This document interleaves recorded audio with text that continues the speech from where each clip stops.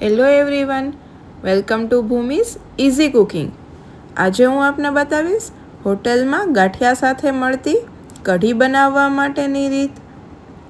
એકદમ સરળતાથી જ ઘરે આ કઢી કઈ રીતે બને તેના માટે આ વિડીયોને છેલ્લે સુધી અચૂક જોજો। કઢી બનાવવા માટે મેં અહીં 1 વાટકી જેટલો ચણાનો લોટ લીધેલો છે। તે જ વાટકીના માપથી 3 ગણું પાણી ઉમેરેલું છે।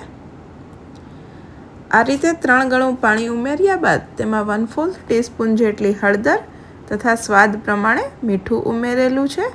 હવે આ બધું એકદમ સારી રીતે મિક્સ કરી દો। આ રીતે બીટરની મદદથી તેને એકદમ સારી રીતે મિક્સ કરી દો। તમે જોઈ શકો છો કે બધું સારી રીતે મિક્સ થઈ ગયું છે। તો અડધા લીંબુનો રસ ઉમેરી તેને ફરી પાછું મિક્સ કરી લો। હવે તેને ઢાંકીને 20 થી 25 મિનિટ રહેવા દો। તમે જોઈ શકો છો કે એકદમ સારી રીતે બધું મિક્સ થઈ ગયું છે। તો તેના વઘાર માટે એક પેનની અંદર 2 ટેબલસ્પૂન જેટલું તેલ મૂકો। તેલ ગરમ થાય એટલે તેમાં મરચાંના નાના ટુકડા તથા મીઠા લીમડાના પાન ઉમેરો। મરચાંના ટુકડા તમારા સ્વાદ પ્રમાણે તીખા મોડા લઈ શકો છો। હવે તેલ ગરમ થાય એટલે તેમાં 1/4 ટીસ્પૂન જેટલી રાઈ ઉમેરો। ત્યારબાદ તેમાં સમારેલા મરચાંના ટુકડા તથા મીઠા લીમડાના પાન ઉમેરી જે બેટર તૈયાર થયેલું છે તેને આ રીતે હલાવીને ઉમેરી દો। ત્યારબાદ તેને ઢાંકીને 2 મિનિટ સુધી કૂક થવા દો। હવે ફરી પાછું તેને હલાવી લો।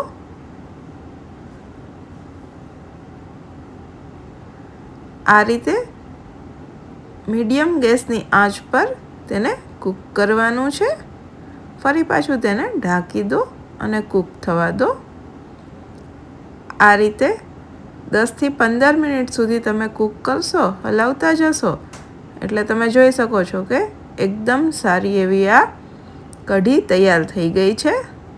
હોટલમાં ગાંઠિયા તથા ખમણ સાથે જે કઢી મળે છે તે ટાઈપની કઢી તૈયાર થઈ ગઈ છે। તો આ કન્સિસ્ટન્સી થાય ત્યાં સુધી તમારે તેને કૂક કરવાની છે। આ રીતે તેમાં બબલ્સ થવા માંડે ત્યારે ગેસની આંચ બંધ કરી દેવાની છે અને તેને સર્વિંગ બોલની અંદર કાઢી લેવાની છે। તો ગાંઠિયા તથા ખમણ સાથે ખાવાની મજા પડે તેવી આ કઢી તૈયાર છે। તો તમે પણ ઘરે એક વખત આ રીતે બનાવજો।